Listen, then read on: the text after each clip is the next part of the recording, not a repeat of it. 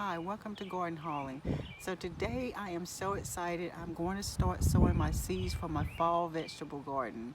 Now I know it may seem like it's a little too early because we're still enjoying this wonderfully hot summer, but now is the right time to sow my seeds. And normally I like to sow my seeds a little early because I like to get a jump start on the growing season.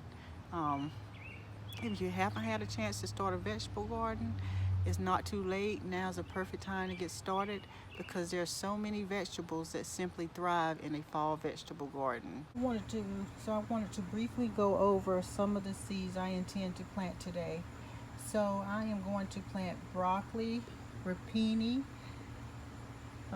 yard fall, and Waltham 29. I did plant the yard fall and the rapini. They kind of remind me of a broccolini. They did really well. The only problem I had planting them this spring was that they went to seed, and so I decided that I will not plant any of my broccolis in the spring. I'm just going to wait to the fall because usually they end up bolting on me. So these are 3 of them that I intend to plant today. So let me remove those and I'll show you others. Kohlrabis, I'm going to plant the purple Vienna kohlrabi and the delicacy white. These did really well in the spring.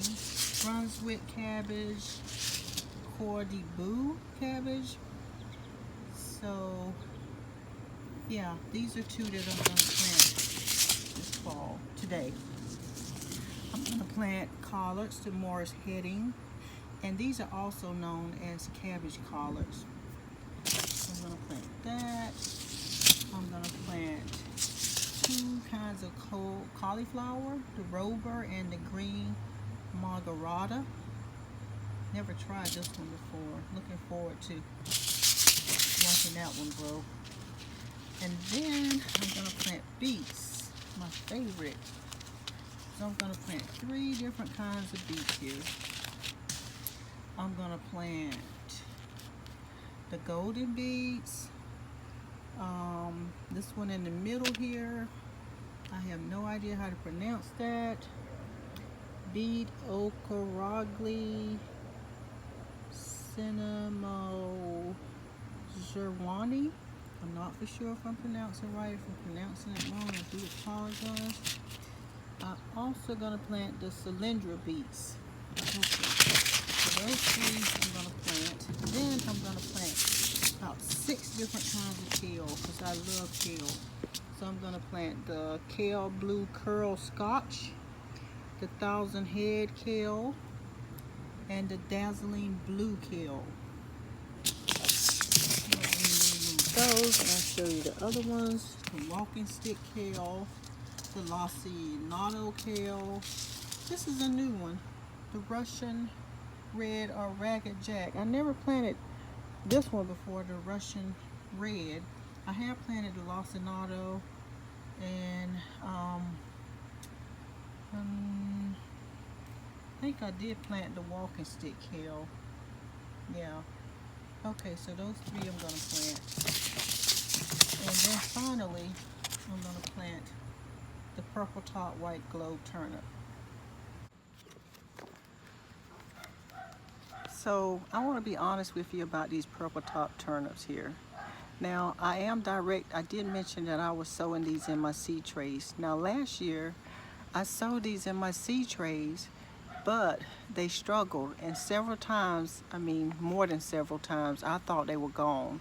I actually thought that there's no way these seedlings are gonna make it in my garden.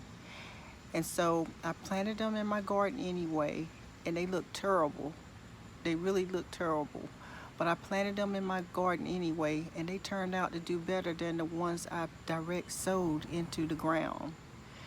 So I'm hoping that this year I have better success with them, because I actually honestly gave up on them. When they were in my seed trays, they looked like they were almost dead, gone. So I really didn't even try to really go out of my way to water them that much. And I said, well, okay, I'll just give them a little bit of water and see what they do, thinking that, I mean, I hated to watch them struggle but I did give them some water and they survived. And like I said, they was looking terrible when I put them in the garden, but when they grew, they did better than the ones I sowed directly, the seeds I sowed directly into the ground. So I'm hoping that I'm gonna really try my best to give them more loving care than I did last year. So we'll see how it goes. So the seed starting mix that I use has already been pre-mixed. It is just consists of peat moss and vermiculite. I'm going to take some hot water. Usually I boil hot water and put it in a pitcher. And I like to use the hot water to pour over my soil, my seed starting mix, because I find that many times the seed starting mix can contain gnat eggs. Now, if you're going to take your seedlings inside to grow under your grow lights, it's a good idea to mix it with the hot water, because this hot water will really kill any of the gnat eggs in your soil, and that way you won't have to worry about gnats flying around your home. So I'll just take the water and I like to just pour it over the soil and mix it in really well.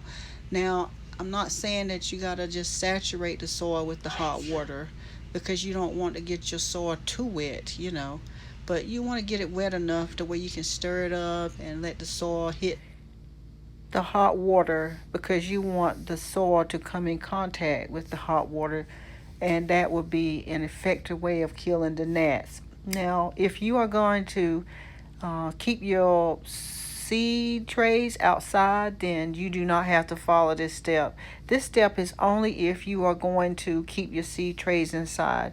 So if you're going to keep them outside, you don't have to boil the hot water, and you don't have to mix it that way. You can just mix it with your seed starting mix with plain water, and that will be appropriate for keeping them outside. Now the seed trays that I'm planning to use today are a 72 cell seed tray. It will hold 72 plants. Normally I will plant 2 to 3 seeds in each little cell. That way I can be sure that something will germinate. So the next step is to get the soil into the individual cells of the seed tray. And as you can see, the consistency of the soil is not really soaking wet, as I mentioned. It's a nice consistency. It allows me to spread it out into the individual cells. And I really like to make sure that I don't overpack it right now, because I like to go back and, mash down on these different cells so that I can eliminate any air pockets, and that way my seeds will have a better chance of germinating. Turnip seeds are very, very small, as you can see, and these are some of the seeds that I intend to plant today. Now, I try not to fill my seed cells up with a lot of soil, because I like to sprinkle the seeds on top of the soil.